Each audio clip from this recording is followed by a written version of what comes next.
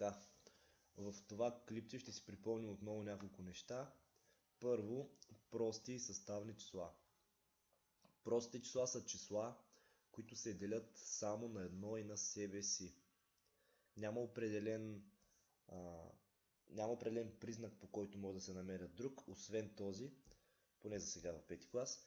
Така че трябва да ги проверявате всяко едно последователно, дали е просто, а тези тук, които съм ги записал, са първите прости до към около 50.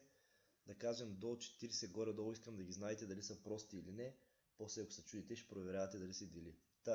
Ето, числото 2 дели се само на 1 и на 2. Числото 3 дели се само на 1 и 3. Числото 5 дели се само на 1 и 5. Числото 7 дели се само на 1 и 7. 11 дели се само на 1 и на 11. И така нататък. Тук са останалите 13, 17, 19, 29, 31, 37, 41, 43, 47, 53 и така нататък. Значи, това са, пак казвам, прости числа, числа, които се делят само на едно и на себе си. Или имат само два делителя, едно и себе си. Съставните числа са числа, които имат и други делители, освен едно и себе си. Един делител в повече да има едно число и то веднага става съставно. Например, числото 8. То се дели на 1 и на 8, обаче се дели и на 2, и на 4. То вече не е просто, става съставно. Числото 12. Дели се на, освен на 1 и на 12, на 2 се дели, на 3 се дели, на 4 се дели. Пак вече не е просто, то е съставно. Числото 9, например, то се дели на 3, значи не е просто, съставно е. Така, толкова по простите и по съставните числа за сега. Взаимно прости числа.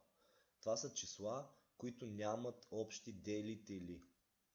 Или техният най-голям общ делител е единица. Освен единицата няма други общи делители. Тя единицата няма нужда да я помните. Значи числа, които нямат общи делители, се наричат взаимно прости. Пример, числото ви 3 и числото ви 10. 10 не се дели на 3. 3 се дели само на 3. 10 се дели на 2, на 5, ама на 3 не се дели. Тези две числа са взаимно прости. Друг пример. Числото ви 7 и числото ви 20. 7 се дели само на себе си. 20 се дели на 2, на 4, на 5, на 10, но не и на 7. Нямат общи делители. Те са взаимно прости. Друг пример. Числото ви 25 и числото ви 9. 9 се дели на 3. 25 се дели на 5. Обаче 25 не се дели на 3, нито на 9. Тези две числа нямат общи делители. Те са взаимно прости.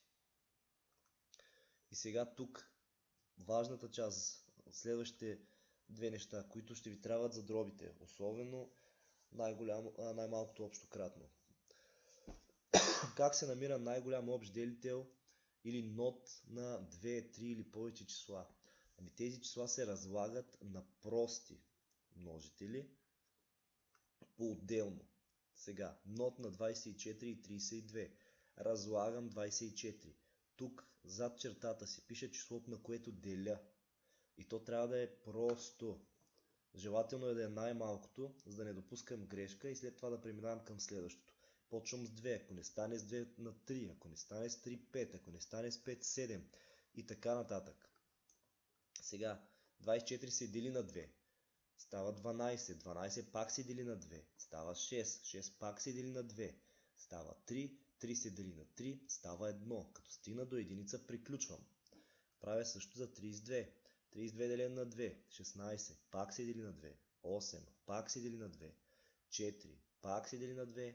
2. 2 делено на 2. 1. И сега, когато търсим най-голям общ делител, гледам какво се повтаря в двете числа и ги вземам в пътите, в които се повтарят. Например, сега 32 има 5 двойки тук записани. В 24 има само 3 двойки. Колко се повтарят? Тези трите се повтарят. Тези двете няма тук. Тук ги няма. А да вземем само това, което се повтаря. Трите двойки. Става 2 по 2 по 2. 8. Това е другото важно. за нот не се разлага само, ами трябва и да се пресметне. Най-големият общ делител е някое конкретно число. Тъй, другото, което е тройката е тук, тук няма тройка, не я пиша.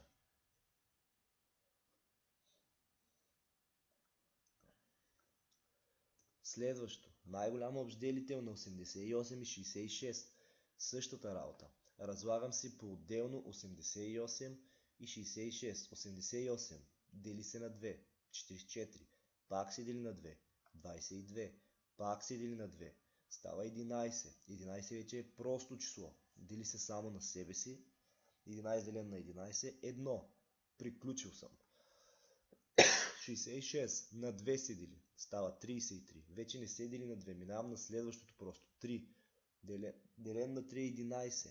11 казахме и тук. Дели се само на себе си. Получава се 1. Като стигна до единица, приключвам. И вече гледам какво се повтаря. Сега, тук от 66 имаме една двойка. В 88 двойките са 1, 2, 3. Вземам само толкова, колкото се повтарят. Само една двойка мога да взема. Същата работа за 11. Тук има 11 и на 88 има 11. Вземам 11. Тук тази тройка не се повтаря при 88. Не я вземам. И съответно си умножавам 2 по 11. Най-големият общ делител е 22. Най-голям общ делител на 84, 60, 28. Същата логика, само че го правя вече за 3 числа. На 84 разлагаме. Дели се на 2. 42. Дели се на 2. 21. Дели се на 3 вече. На 2 не се дели. Става 7. 7 е просто число. Дели се само на себе си. 1. 60. Дели се на 2. Става 30. Дели се на 2. Става 15. Дели се на 3. Става 5. Дели се на 5, само защото е просто число. Става 1. И 28. Дели се на 2. 14. Пак се дели на 2. 7. Дели се на 7. 1. И сега, кое се повтаря? Ами, тук имам две двойки. При 60 има две двойки. При 84 има също две двойки. Ами, две двойки ми се повтарят. Защо не вземам тройката? При 84 има тройка. При 60 има тройка при разлагането. Но на 28, тук където сме разлагали, тройка няма. Значи тройката не я вземам. Седмица. При 28 има седмица и при 84 има седмица, но при 60 седмица няма. Значи седмицата също не я вземам. И ми остава само 2 по 2, 4. Е най-големия общ делител на тези три числа. Така, следващото, най-важното, което ще ви трябва и за дробите, защото ще ни трябва да го използваме там, е най-малко общо кратно или най-малкото число, което се дели едновременно на други 2 или 3 числа, или 4 и така нататък, на някакъв брой числа. Тъй, как се намира? Първо записа е NOC, скоби числата, на които търсим най-малко общо кратно. И разликата е, че тук числата ги записваме едно до друго и ги разлагаме заедно. Тъй, ето ги числата. 48 и 36. Сега, какъв е тънкият момент тук? Не ме интересува дали и двете числа се делят на някои от числата, които ще запиша зад чертата. Важното е поне едно да се дели на числото, което съм записал на реда. Така, сега, ето го. 48 се дели на 2. Значи мога да запиша 2. 48 делено на 2 е 24. 36, ако се дели на 2, го разделям. Ако не се дели, го преписвам. В този случай 36 се дели. Става 18. Така, пак 24 и 18. Четни числа са. Делят се на 2. Получава се 12 и 9. Сега 12 е четно число. Дели се на 2. 9 не се дели на 2. Няма значение. Пиша си двойката, защото някой от тях се дели на 2. И продължавам. 12 делен на 2. 6. 9 не се дели. Преписвам. Така. 6 пак се дели на 2. Получава се 3. 9 не се дели на 2. Преписвам. И ми стана тук на този ред 3 и 9. Ами вече не се дели нищо на 2. Продължавам с 3. Делен на 3. 3 делен на 3 е 1. 9 делен на 3. 3. Пак деля на 3. и станаха отдолу само единици. Като стигна само до единиците, вече мога и трябва да си пресмятам ног на колко е равен. За тази цел всички числа, които съм ги записал тук зад чертата, ги умножавам. Имам 1, 2, 3, 4 двойки, 2 по 2 по 2 по 2, по 3 по 3. Тъй, от двойките се получава, като ги умножа 16, 3 по 3 9, 16 по 9, 144.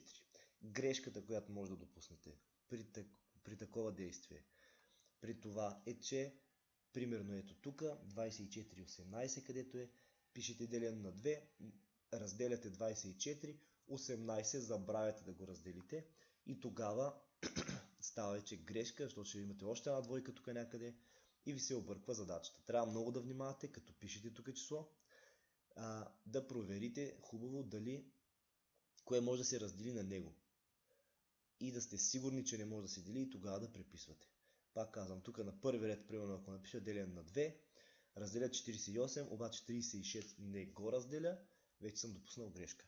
Ако може да се дели на този ред, всичко го деля на 2. Ако не може, тогава преписвам само това, което не може. И за да съм сигурен кое може и кое не, трябва да знам признаците за делимост. Тъй, ног на 18 и 24, най-малкото число, което се дели на 18 и на 24 едновременно. Същата работа.